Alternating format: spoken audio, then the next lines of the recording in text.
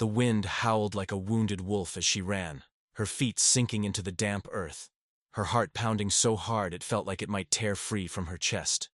The Old West night showed no mercy, especially not to the hunted. Tree branches clawed at her face, but she couldn't stop. Not now. Not when the shouts of the men behind her echoed like thunder, mixed with the relentless hoofbeats of their horses. They won't catch me. Not tonight. The vow was a whisper between her teeth, but the truth was, her strength was fading. Her dress, once as white as mountain snow, was now torn and stained with dirt and blood. Some of it hers, some of it not. The memory of what had happened in the ghost town still burned in her mind. The smell of gunpowder, the cruel stares of those who had condemned her without trial. They called her a traitor, a lie, or at least not the whole truth, but it didn't matter.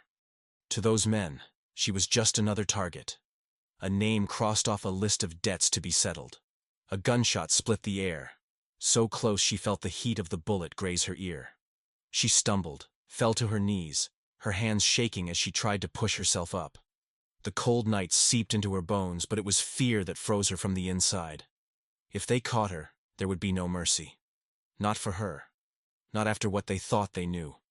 Then, a different sound. Hoofbeats, faster, lighter, coming from another direction. She looked up, hopeful but afraid to believe. From the shadows, a lone rider emerged, cloaked in darkness as if he were part of the night itself. He wasn't one of them. Not yet.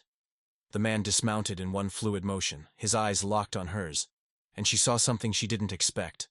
Not the cruelty of her pursuers, but a cold, calculated determination. "Get behind those rocks," he commanded, his voice low but firm, cutting through the air like a blade. She hesitated. Trusting a stranger in the dead of night was madness. But the choice was simple. Stay, and face the fate that awaited her, or risk everything on this unknown man. With one last glance at the men closing in, their threats sending chills down her spine, she obeyed. The cold stones against her back were a momentary relief, but the sound of gunfire grew louder. The stranger didn't flinch. Instead, he drew his revolver with an eerie calm, as if death were an old acquaintance. "No one touches her while I'm here." The words were spoken without shouting, almost casually, but they carried a weight that made even the outlaws pause.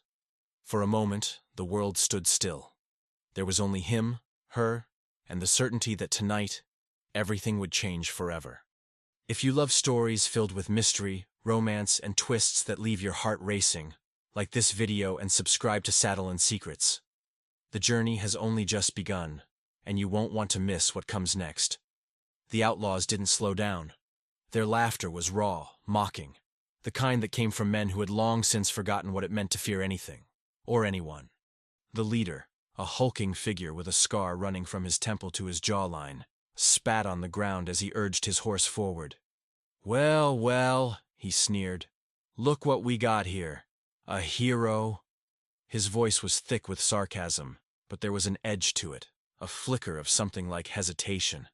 The stranger didn't move. He stood between her and the men, his stance relaxed, but his fingers never still, tracing the handle of his revolver with the ease of a man who knew how to use it. The air crackled with tension, the kind that came before a storm, or a bloodbath. She pressed herself against the rocks, her breath shallow, her fingers digging into the rough stone. She had seen men like these before, men who took what they wanted and left nothing but ruin in their wake. But the stranger was different. There was no bravado in his posture, no need to prove himself. He simply was, and that was enough to make the outlaws hesitate. The leader's hand twitched toward his own gun. But before he could draw, the stranger spoke again, his voice barely above a whisper but carrying like a gunshot. "Last chance to walk away." A beat of silence. Then laughter, harsh and disbelieving. "Or what, cowboy?" the scarred man sneered. "You gonna take on all of us?" The stranger didn't answer. He didn't need to. His eyes said it all. Cold, unyielding, the eyes of a man who had already decided how this would end. The first shot came so fast it was almost a blur. The scarred man's hat flew off his head, a bullet hole clean through the brim. The laughter died in his throat. The outlaws froze. No one had expected this. No one had expected him. The stranger's revolver was a dark extension of his arm, moving with a precision that spoke of years spent in the saddle, years spent staring down death. Another shot. This time, the bullet kicked up dust at the feet of the second man's horse. The animal reared, whinnying in panic, and the rider barely kept his seat. "Next one won't miss," the stranger said, his voice still calm, still steady. It was that calmness that terrified them more than the gun. Men who didn't flinch, didn't shout, didn't brag. Those were the dangerous ones. Chaos erupted. The outlaws scattered, some diving for cover behind boulders, others fumbling for their own weapons. But the stranger was faster. He moved like a shadow, his shots deliberate, each one a warning, each one driving the men back. She watched, her heart in her throat, as he worked. No wasted movements, no unnecessary risks. He wasn't trying to kill them. Not yet. He was hurting them, forcing them into the open where their numbers meant less than their fear. One of the outlaws, younger than the rest and reckless with it, made a break for it, charging straight at the stranger with a knife glinting in the moonlight. The stranger didn't even blink. He sidestepped, his free hand snatching the man's wrist and twisting until the knife clattered to the ground. A sharp crack echoed as his elbow connected with the outlaw's jaw, sending him crumpling to the dirt. The others hesitated, their confidence shattering like glass. "I won't ask again," the stranger said, his voice low, deadly. "Leave." For a moment, no one moved. Then, with a curse, the scarred leader wheeled his horse around. "This ain't over," he snarled. But there was no conviction in his words. He knew it was. They all did. One by one, the outlaws retreated, their bravery dissolved by the cold certainty in the stranger's eyes. The night swallowed them whole, leaving only the sound of retreating hoofbeats and the heavy silence that followed. She didn't realize she was trembling until the stranger turned to her. His face was half hidden in the darkness, but she could see the sharp angles of his jaw, the way his hat cast shadows over his eyes. He holstered his revolver with the same ease he'd drawn it, as if what had just happened was nothing more than a minor inconvenience. "You all right?" he asked, his voice rough but not unkind. She nodded, though she wasn't sure if it was the truth. Her legs felt like they might give out beneath her. He didn't wait for an answer. In 2 long strides, he was beside her, his hand outstretched. She stared at it for a heartbeat, calloused, strong, the hands of a man who worked for everything he had. Slowly, she placed her own in his. His grip was firm, warm, and for the first time since this nightmare had begun, she felt something like safety. He pulled her to her feet, steadying her when she swayed. "They'll be back," he said, his voice matter of fact. "Not tonight, but soon. You can't stay out here." She wanted to argue, to insist she could take care of herself. But the words died on her lips. He was right. She had nowhere to go, no one to turn to. The weight of that realization pressed down on her like a physical force. She had been running for so long, fighting for so long, and now, standing here in the aftermath of the storm, she wasn't sure she had anything left. The stranger seemed to sense her thoughts. He didn't offer empty reassurances or ask questions she wasn't ready to answer. Instead, he simply nodded toward his horse, a massive black stallion that stood a few feet away, its breath steaming in the cold air. "We need to move. Now." She hesitated. Trusting him was a risk. But staying was suicide. With a deep breath, she let him help her onto the horse, settling in front of him. His arms bracketed her as he swung up behind her, his chest solid against her back. For the first time in months, she allowed herself to lean into someone else's strength. The horse moved beneath them, swift and sure, carrying them away from the outlaws, away from the night that had nearly claimed her. They rode in silence, the only sound the rhythmic beat of the stallion's hooves against the hard earth. She could feel the stranger's breath against her hair, the steady rise and fall of his chest. He didn't speak, didn't push. He simply let her be. And in that silence, something inside her began to unclench. After what felt like an eternity, he guided the horse toward a cluster of rocks, a hidden crevice that opened into a shallow cave. The air inside was damp and cool, the scent of earth and pine thick around them. He dismounted first, then reached up to help her down. Her legs nearly buckled beneath her, but his hands were there, steadying her again. "Rest," he said, his voice barely above a murmur. "You're safe here. For now." She wanted to believe him. But the past had taught her that safety was an illusion, and trust was a luxury she couldn't afford. Still, as she sank down against the cave wall, her body aching with exhaustion, she couldn't deny the relief that washed over her. For the first time in a long time, she wasn't alone. The stranger crouched by the entrance, his revolver still within easy reach. He didn't look at her, but she could feel his presence like a warmth in the cold night. "Who are you?" she finally asked, her voice barely a whisper. He was quiet for so long she thought he might not answer. Then, softly, "Name's Elias." "Elias," she repeated, testing the weight of it on her tongue. It suited him. Strong, unyielding. A name that carried the weight of 1,000 untold stories. He glanced at her over his shoulder, his eyes catching the faint light that filtered in from outside. "And you?" She hesitated. Her name was a dangerous thing, a thread that could unravel everything. But looking into his eyes, she found herself answering anyway. "Lila." "Lila," he echoed, as if committing it to memory. Then, with a nod, he turned back to the night, his silhouette framed against the darkness. "Get some sleep, Lila. Tomorrow, we talk." The fire crackled low in the center of the cave, casting flickering shadows on the rough stone walls. Lila pulled the thin blanket tighter around her shoulders, her fingers trembling not from the cold, but from the adrenaline still coursing through her veins. Elias had gathered dry branches from outside, his movements efficient and silent, as if he'd done this 100 times before. The flames painted his face in gold and shadow, highlighting the sharp angles of his cheekbones and the faint scar above his left eyebrow. He didn't look at her as he worked, but she felt his presence like a current in the air. Steady, watchful. She should have been asleep. Exhaustion pulled at her bones, her body begging for rest after the relentless chase. But every time she closed her eyes, she saw the outlaws' faces, heard their voices snarling in the dark. "They'll be back." Elias's words echoed in her mind, a warning she couldn't ignore.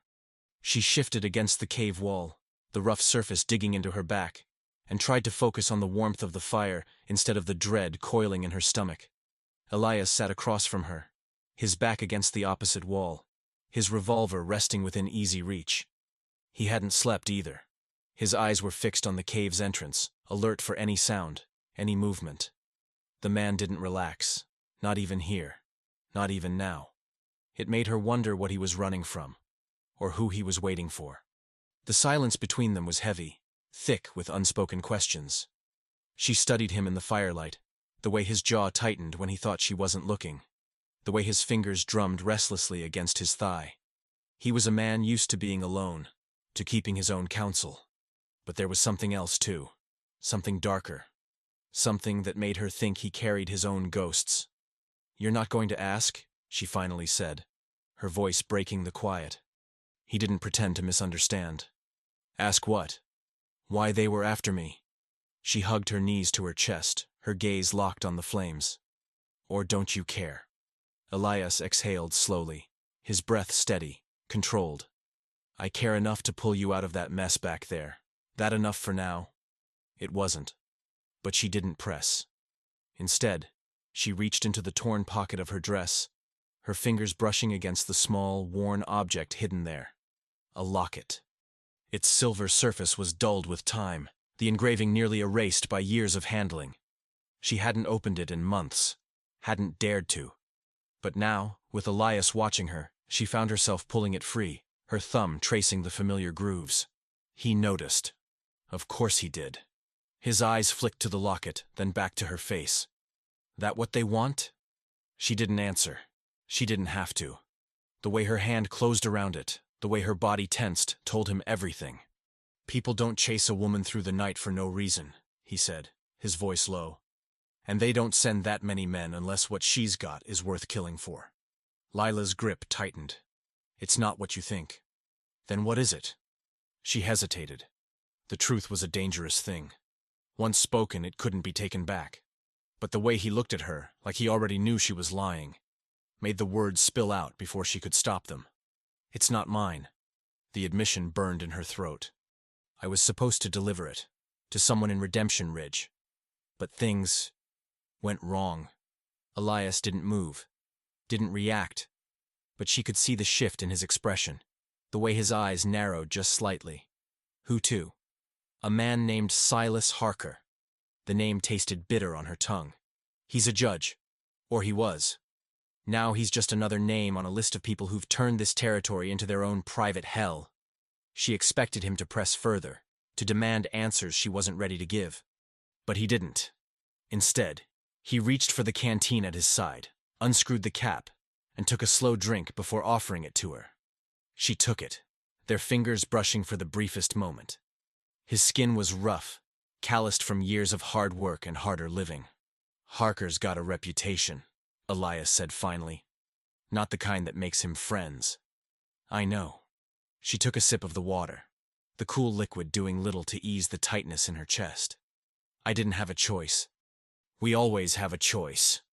The words were quiet, but they hit her like a blow.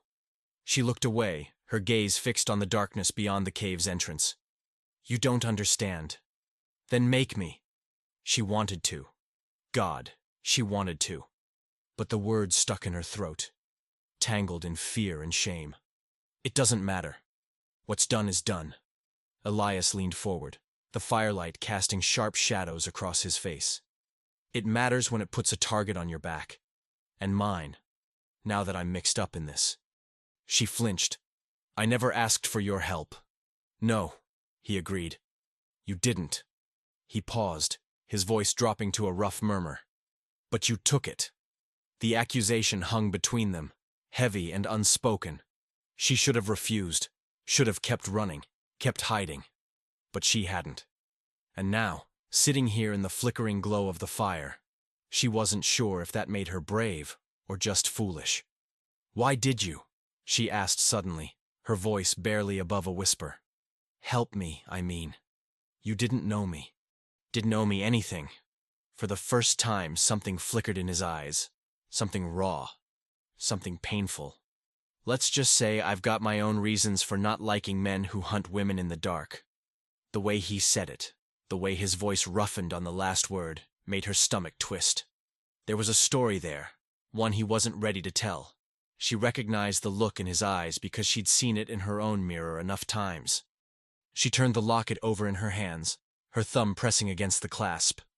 It opened with a soft click, revealing the tiny portrait inside. A woman's face, lovely and sad, stared back at her.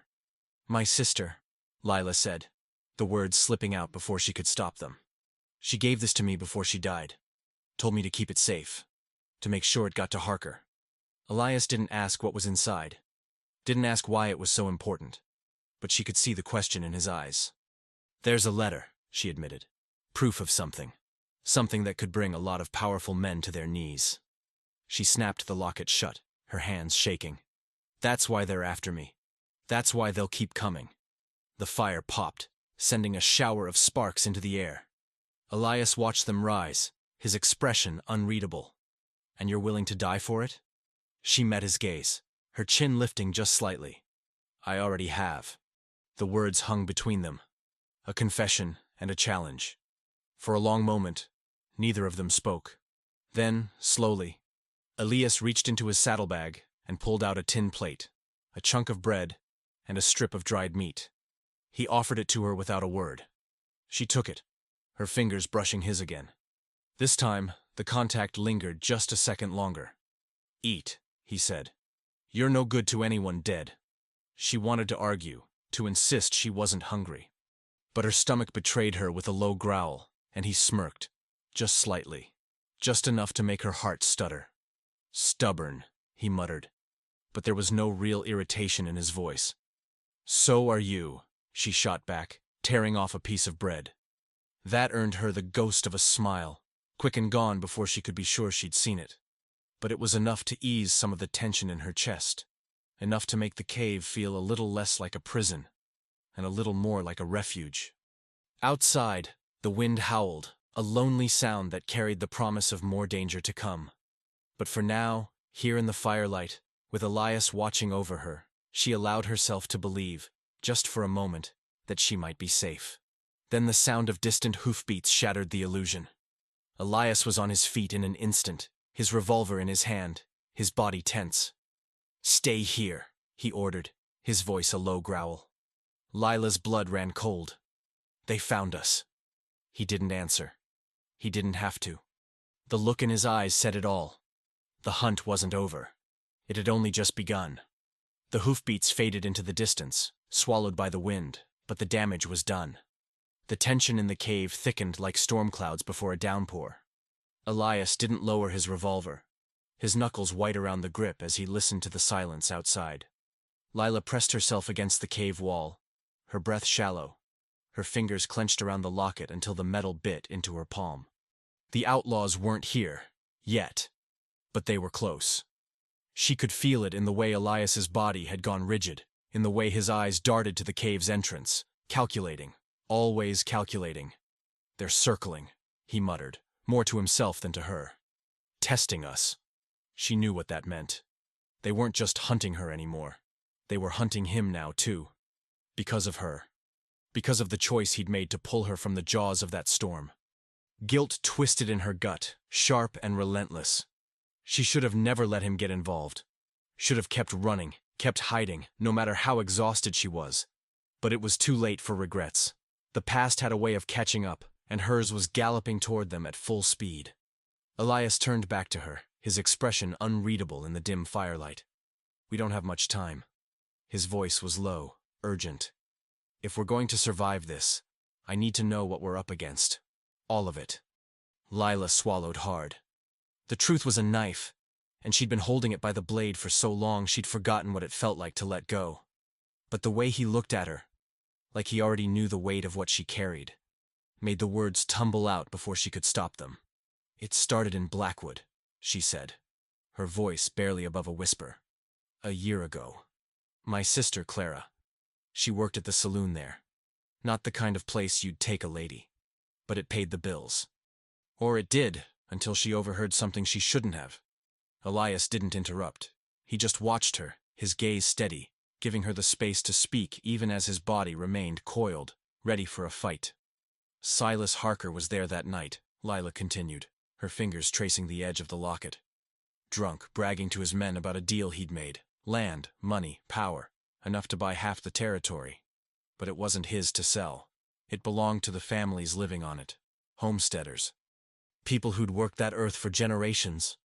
She could still see Clara's face when she'd stumbled into their tiny cabin, her eyes wide with fear, her hands shaking. She wrote it all down. Names, dates, amounts. Proof that Harker and his men were stealing from people who couldn't fight back. She hid the letter in this locket and made me promise to get it to the territorial marshal if anything happened to her. Lila's throat tightened. 3 days later she was gone. They said it was an accident, a fall down the stairs. But I knew better. I saw the bruises on her wrists, the way her neck. She trailed off, unable to finish. The memory was too fresh, too raw.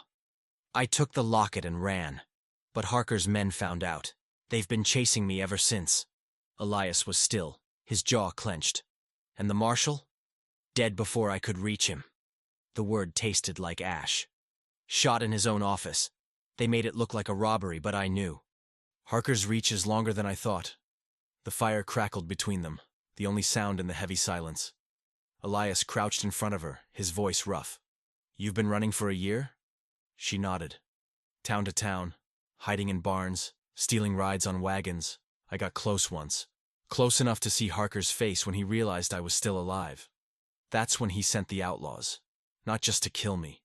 To make sure no one else ever found out what he'd done. Elias exhaled sharply, his breath harsh in the still air. And you kept going. Even after all this time. What else was I supposed to do? Her voice broke. She was all I had. If I stop, if I let them win, then her death means nothing. For a long moment, Elias didn't speak. Then slowly, he reached out and took the locket from her trembling hands. He didn't open it, just held it, his thumb brushing over the worn silver, as if feeling the weight of the secrets it carried. You could have given it up, walked away, and let them get away with it? She shook her head. I can't. He studied her for a heartbeat, then two. Then, with a curse, he shoved the locket back into her hands. You're either the bravest woman I've ever met, or the most foolish. Maybe both. she whispered. A muscle twitched in his jaw. Harker's not just a judge. He's got half the territory in his pocket. Sheriffs, ranchers, even a few men wearing badges who answer to him. You don't take down a man like that with a letter. Then what do I do? The question was raw, desperate. I can't keep running forever. Elias's eyes darkened. No, you can't. The way he said it sent a chill down her spine. There was something in his voice. Something that made her think he wasn't just talking about her. You know him, she realized suddenly. Harker. You've dealt with him before. Elias's expression shuddered, the firelight casting deep shadows across his face. Let's just say we've got history.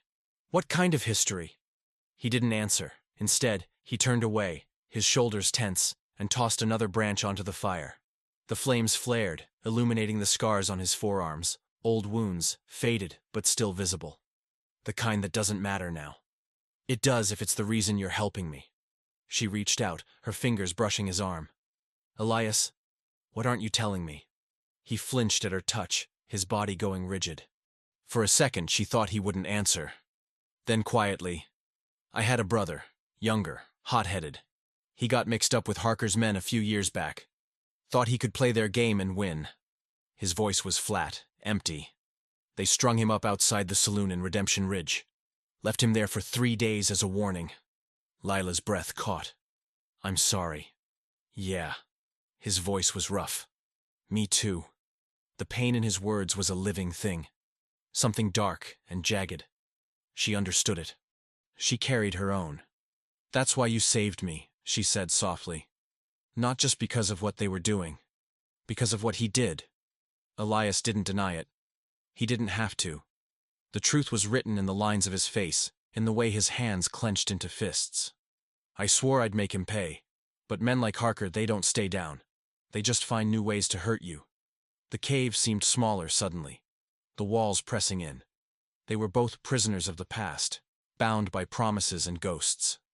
And now, sitting here in the firelight, she realized they were bound to each other too. We can't outrun this, Elias said finally, his voice low. Not forever. If we're going to survive, we've got to fight back. How? She looked at the locket in her hands, the metal warm from her grip. I've got one letter. You've got a revolver. That's not enough to take down a man like Harker. No. He met her gaze, his eyes burning with something fierce. But it's a start. Outside, the wind howled, a lonely sound that carried the weight of the road ahead. They were two broken people, thrown together by fate and fury. And for the first time since she'd started running, Lila let herself believe that maybe, just maybe, they stood a chance. Then the sound of a twig snapping echoed from the cave's entrance. Elias was on his feet in an instant, his revolver raised. Lila's heart hammered against her ribs as she pressed herself into the shadows, her breath shallow. A figure stepped into the firelight. Not an outlaw. Worse. A man in a sheriff's star, his face half hidden beneath the brim of his hat. Evening, Elias, he said, his voice smooth as oil. Been a long time. Elias didn't lower his gun. Not long enough, Sheriff. The man smirked, his gaze flicking to Lila. You've been a busy man. Harker's been looking for you both. Lila's blood turned to ice. They were out of time, and out of options. The sheriff's smile didn't reach his eyes. It was the kind of smile that made Lila's skin crawl, the kind that promised violence wrapped in polite words. His boots crunched on the loose gravel just inside the cave, slow and deliberate, like a predator savoring the moment before the kill. The firelight flickered across his face, revealing a jagged scar running from his temple to his cheek. Old, but deep. A souvenir from a fight he'd clearly won. You always did have a habit of making things difficult for yourself, Elias, the sheriff drawled, his voice smooth as whiskey but just as intoxicating. And now look at you, hiding in a hole with a woman who's got more trouble following her than a pack of coyotes. Elias didn't move. His revolver was steady, aimed right at the sheriff's chest. What do you want, Cole?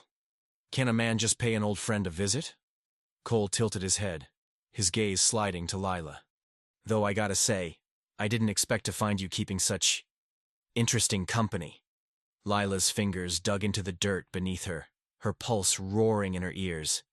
She'd seen men like Cole before, men who wore the law like a cloak, but answered to no one but themselves. The kind who enjoyed the hunt more than the catch. "You're a long way from Redemption Ridge," Elias said, his voice low. "Funny how that happens right when Harker's men start sniffing around." Cole chuckled, a dry, humorless sound. "Funny indeed." He took another step forward, his hand resting on the butt of his own revolver. "See, Elias, Harker's got a problem with a name and a face." His eyes locked onto Lila. "And you, miss, are that problem." She forced herself to meet his gaze, even as her stomach twisted. "I don't know what you're talking about." "No?" Cole's smirk widened. "Then maybe you'd like to explain why half the territory's got a price on your head. Or why my deputy found a dead man outside Blackwood with your name on his lips."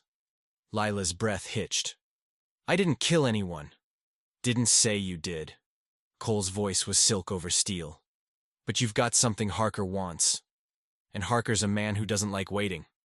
Elias shifted, just slightly, putting himself between Lila and the sheriff. "She's not giving you anything." "Oh, I know." Cole's grin turned razor sharp. "That's why I'm not here to ask." The air in the cave turned electric, the tension so thick it was hard to breathe. Lila could see the muscles in Elias's arm flex as he tightened his grip on the revolver. One wrong move, one twitch of a finger, and this cave would become a graveyard. "You're not taking her," Elias growled. "Aren't I?" Cole's hand hovered over his gun. "Last I checked, you weren't wearing a badge, Elias, and she's a wanted woman. That makes this real simple." "Nothing's simple with Harker," Elias shot back. "You know that better than anyone." For a second, something flickered in Cole's eyes. Something dark, something almost like regret. But it was gone as quickly as it came, replaced by cold calculation.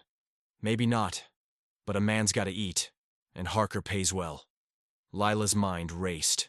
They were outgunned, outnumbered. If Cole called for backup, they'd be trapped. But if they ran, they'd be hunted. Either way, they were out of time.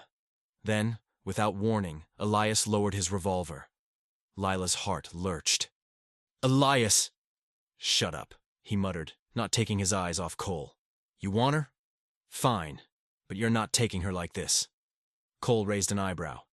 "You offering a trade?" "I'm offering you a chance to walk away with your pride intact." Elias's voice was deadly calm. "You take me to Harker. Let her go." The words hung in the air, heavy and final.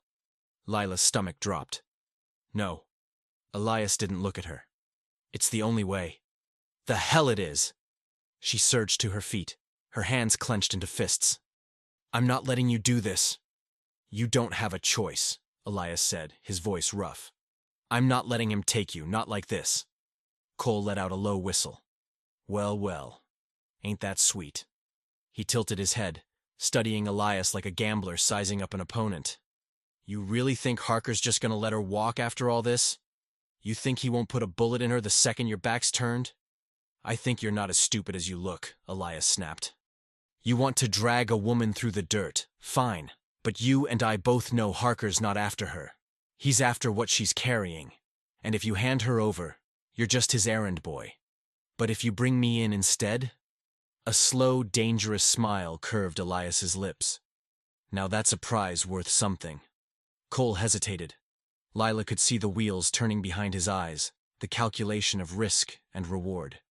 "And why the hell would I do that?" "Because you and I go way back," Elias said. "And you know I'm worth more to Harker alive than she is." For a long moment, no one moved. Then, with a curse, Cole holstered his revolver. "You've got a deal." He jerked his chin toward Lila. "But she stays with me. Insurance." "Like hell," Lila started, but Elias cut her off with a look. "Fine," he said, his voice tight. "But you touch her, and I swear to God, Cole, I'll gut you before Harker gets the chance." Cole held up his hands in mock surrender. "Scout's honor." Elias didn't believe him, neither did Lila, but there was no other choice.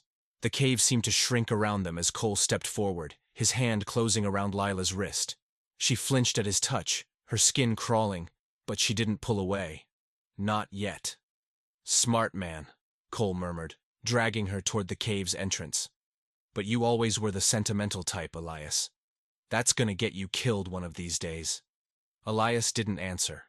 He just watched, his jaw clenched, as Cole pulled Lila into the night. The cold air hit her like a slap, the darkness swallowing them whole. Cole's grip was iron, his fingers digging into her skin hard enough to bruise. She could hear the distant sound of horses, the murmur of voices, Cole's men waiting just out of sight. "You're making a mistake," she hissed, twisting in his grasp. "Elias won't let this stand." "Maybe not," Cole agreed. "But by the time he figures that out, it'll be too late."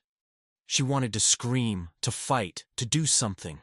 But the weight of the locket against her chest reminded her of what was at stake. If she struggled now, if she gave Cole a reason to search her, it was all over. Clara's letter, the proof, everything. So she forced herself to still, to let Cole lead her toward the horses. But as they stepped into the clearing, she caught Elias's eye one last time. And she saw the truth. This wasn't a surrender. It was a trap. Cole's men were waiting, their rifles glinting in the moonlight. But Elias wasn't looking at them. He was looking at her, his gaze sharp and meaningful. "Get on the horse," Cole ordered, shoving her forward.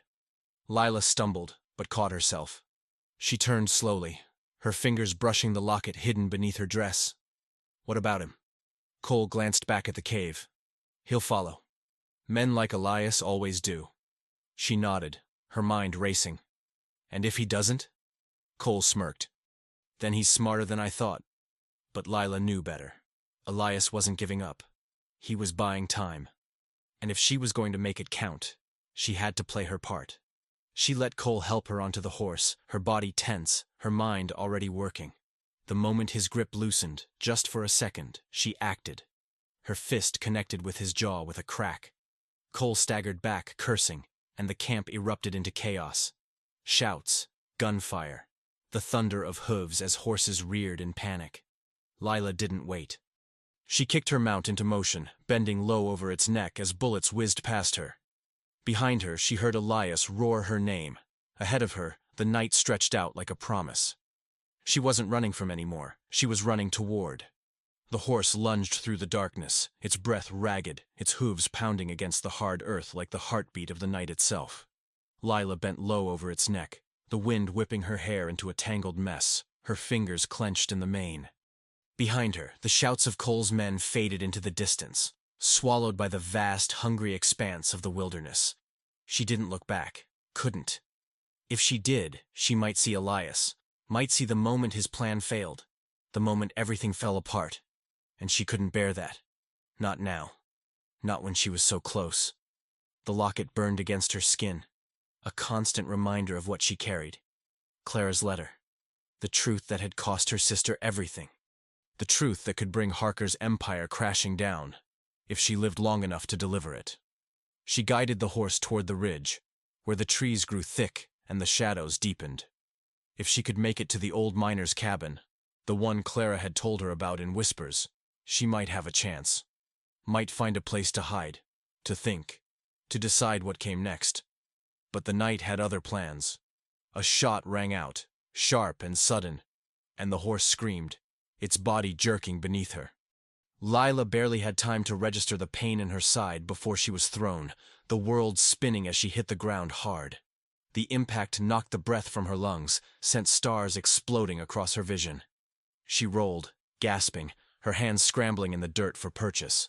The horse bolted, leaving her alone in the dark, vulnerable. And then he was there. Cole stepped out of the shadows, his face a mask of fury, his revolver glinting in the moonlight. "You've got a hell of a right hook, girl," he snarled, pressing the barrel of the gun against her temple. "But you should have run faster." Lila's heart hammered against her ribs, but she didn't flinch. "I'm not done yet." "Oh, you are." Cole's voice was a blade. "Harker's been waiting a long time for this, and I aim to deliver." She could see it in his eyes, the triumph, the cruelty. He wasn't just going to take her back. He was going to make her suffer for what she'd done. But then, like a ghost from the darkness, Elias was there. He moved like a storm, silent and deadly. his body slamming into Cole's with the force of a runaway train. The two men hit the ground in a tangle of limbs, fists flying, curses spitting into the night. Lila scrambled back, her hand pressing against the wound in her side, her breath coming in ragged gasps. Blood seeped through her fingers, warm and sticky, but she barely felt the pain. All she could see was Elias, his face twisted in fury, his hands wrapped around Cole's throat. "You don't touch her," Elias growled, his voice a raw, animal sound. "You don't ever touch her." Cole laughed, even as Elias's grip tightened. "You're too late, cowboy." He buckled, his face turning red, but his grin never faltered. "Harker's already won." Elias snarled, his fingers digging in harder. "Not yet." Lila's vision swam. She could feel the life draining out of her, her body growing heavy, her limbs weak. No, not like this. She couldn't let it end like this. Not when she was so close. With a groan, she forced herself to her knees, her fingers fumbling at the chain around her neck. The locket. She had to get it to Elias, had to make sure it didn't die with her. "Elias!" Her voice was a whisper, barely audible over the sound of their struggle. "The locket! Take it!" He didn't hear her. Or if he did, he didn't react. His focus was solely on Cole, on the man who had betrayed him, who had hunted them both like animals. "Elias, please!" She tore the chain from her neck, the metal biting into her skin, and hurled it toward him. It landed in the dirt between them, the silver glinting dully in the moonlight. Cole's eyes flicked to it, his grin widening. "Well, well," he choked out. "Looks like we've got ourselves a prize." Elias followed his gaze. For a second, his grip loosened, his attention shifting to the locket. And in that second, Cole struck. The butt of his revolver connected with Elias's temple with a sickening crack. Elias staggered, his body going limp, and Cole shoved him aside, lunging for the locket. Lila tried to move, tried to stop him, but her body wouldn't obey. She could only watch as Cole scooped it up, his fingers prizing it open. The letter was there, just as Clara had left it. Yellowed with age, the ink faded but still legible. Cole's eyes scanned the words, his expression shifting from triumph to something darker, something afraid. "What is it?" Lila gasped, her voice barely a whisper. "What does it say?" Cole didn't answer. He didn't have to. The way his face paled, the way his hands trembled, told her everything. "You didn't know," she realized, her voice weak. "Harker never told you what was in here, did he?" Cole's gaze snapped to hers, his eyes wild. "Shut up." "It's not just about the land," she pressed, her vision blurring. "It's about you, about what Harker did to you." For a second, Cole hesitated. Then, with a curse, he crumpled the letter in his fist. "It doesn't matter. None of it matters. It does to me." Elias's voice was a rasp, raw with pain, but filled with a fury that made Cole flinch. He pushed himself to his feet, swaying slightly, blood trickling down his temple. "You were there that night, Cole, in Blackwood. You were part of it." Cole's face twisted. "I was following orders." "You were a murderer," Elias spat. "You helped Harker cover up what he did to those families. To my family." The words hung between them, heavy and final. Cole's breath came fast, his finger twitching on the trigger of his revolver. "It was just business." "Business?" Elias's laugh was bitter. "You hung my brother like a dog, and for what? A few pieces of silver? A pat on the back from a man who doesn't give a damn about you?" Cole's hand shook. "I didn't have a choice." "We always have a choice," Elias said, his voice low. "And you made yours." For a long moment, no one moved. Then, slowly, Cole lowered the revolver. "What now?" Elias didn't answer. Instead, he reached down and pulled Lila to her feet, his arm wrapping around her waist to keep her steady. She leaned into him, her body trembling, her strength fading. "Now," she whispered. "We end this." Cole's gaze flicked between them, his expression unreadable. Then, with a curse, he turned and spat into the dirt. "You'll never make it to Harker, not alive." "Watch us," Elias said. The night stretched out before them, endless and uncertain. But for the first time, Lila felt something she hadn't in a long time. Hope. Cole holstered his revolver, his jaw clenched. "You're both fools." "Maybe," Elias agreed. "But we're fools with nothing left to lose." And that, Lila realized, was the most dangerous thing of all. Cole took a step back, his hands raised in mock surrender. "Fine. Take your letter. Take your revenge." His voice was rough, bitter. "But when Harker comes for you, and he will come, remember this moment. Remember that I gave you a chance to walk away." Elias didn't answer. He just watched as Cole melted back into the shadows, disappearing into the night like the ghost he was. And then they were alone. Lila's legs gave out, and Elias caught her, lowering her gently to the ground. His hands were warm, his touch steady, but she could see the fear in his eyes. "We don't have much time," he said, his voice urgent. "Harker will know by now. He'll send everyone he's got." She nodded, her fingers closing around the crumpled letter. "Then we'd better move fast." Elias helped her to her feet, his arms supporting her weight. "Can you ride?" She took a deep breath, ignoring the pain in her side. "I can try." He studied her for a moment, then nodded. "Good. Because we're not stopping until this is over." And as they turned toward the horizon, toward the dawn that was just beginning to break, Lila knew one thing for certain. The secret was out, and nothing would ever be the same. The sun rose over the hills of Redemption Ridge, painting the sky in shades of fire and ash, as if the land itself knew this would be a day of reckoning. Lila pressed the cloth against her side, feeling the warm blood seep between her fingers as Elias helped her onto his horse.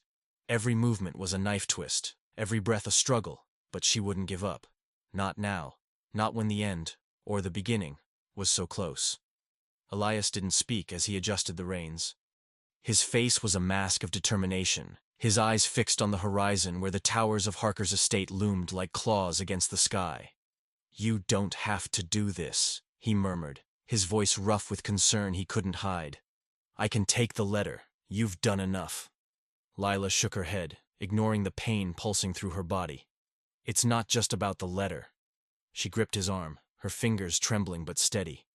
"It's about Clara, about your brother, about all the people he destroyed. We finish this together." Elias studied her for a long moment, then gave a short nod and mounted behind her. "Together, then." They rode in silence, the sound of hooves echoing like a war drum. The closer they got to Harker's estate, the heavier the air became, thick with the promise of violence. Harker's men were already waiting, lined up like armed shadows along the iron gate. There was no surprise in their eyes, only a resigned cruelty, as if they already knew this day would end in blood. Harker stood at the center of them, his imposing figure wrapped in a long coat that flapped like a vulture's wings. His smile was cold, calculating, as they stopped a few meters away. "Elias Carter," he said, his voice smooth, almost friendly. "And the infamous Lila Mercer. I must admit, I'm surprised you made it this far." Lila slid off the horse with difficulty, her legs threatening to give out. Elias was at her side in an instant, his arm wrapping around her waist to keep her steady. She leaned into him, her body trembling, her strength fading. "You don't have to do this," he murmured again, his voice rough. "It's not just about the letter," she repeated. She held his arm, her fingers trembling but firm. "It's about Clara, about your brother, about everyone he destroyed. We end this together." Elias studied her for a long moment, then nodded. "Together, then." They walked forward, the crunch of gravel underfoot the only sound in the heavy silence. Harker's men raised their rifles, the barrels glinting in the rising sun. There was no surprise in their eyes, only a cold resignation, as if they already knew this day would end in blood. Harker stood at the center, his imposing figure wrapped in a long coat that flapped like a vulture's wings. His smile was cold, calculating. "Elias Carter," he said, his voice smooth, almost friendly. "And the infamous Lila Mercer. I must say, I'm surprised you made it this far." Lila stepped forward, her legs unsteady, but her voice firm. "It's over, Harker." Harker laughed, a sound without joy. "Over? My dear, this is only the beginning." His gaze shifted to Lila, something dark and triumphant flashing in his eyes. "Did you really think a letter would change anything? That the truth would matter to someone like me?" "The truth always matters," Lila replied, her voice steady despite the fear tightening her throat. She opened her hand, revealing the crumpled, blood-stained letter. "And it's going to destroy you." Harker didn't move. He didn't seem concerned. "You're a brave girl. A shame your sister didn't live to see this." He gestured with his hand, and his men raised their guns, the barrels gleaming in the morning sun. "But bravery doesn't win battles. Power does, and I hold all the power here." Elias tensed, ready to draw his weapon, but Lila held him back. "Wait," she whispered. Then, with a quick motion, she threw the letter at Harker's feet. "Read it. Read it aloud. Let your men know what you've done, what you are." For a moment, Harker hesitated. Then, with a shrug, he crouched and picked up the letter. He unfolded it slowly, his eyes scanning the words Clara had written with such care. As he read, his face transformed, the mask of confidence cracking to reveal the fury beneath. "You don't know what you're doing," he growled. "I know exactly what I'm doing," Lila replied. "I'm giving them a choice. Follow a man who used them, who turned them into killers, or stand against you. Now." A murmur rippled through the line of men. Some exchanged uncertain glances. Others lowered their weapons just slightly, but enough. Harker noticed. His face twisted into a snarl of pure hatred. "You're all fools!" he shouted, his voice echoing like a gunshot. "She's lying! This is a trap!" But it was too late. The seed of doubt had been planted. And doubt, Lila knew, was a more powerful force than fear. One of the men, a young man with scars on his face and trembling hands, stepped forward. "Is it true?" he asked, his voice breaking. "Did you kill those families in Blackwood? Did you make us do it?" Harker turned on him, his eyes burning. "Shut up and shoot her!" The young man didn't move.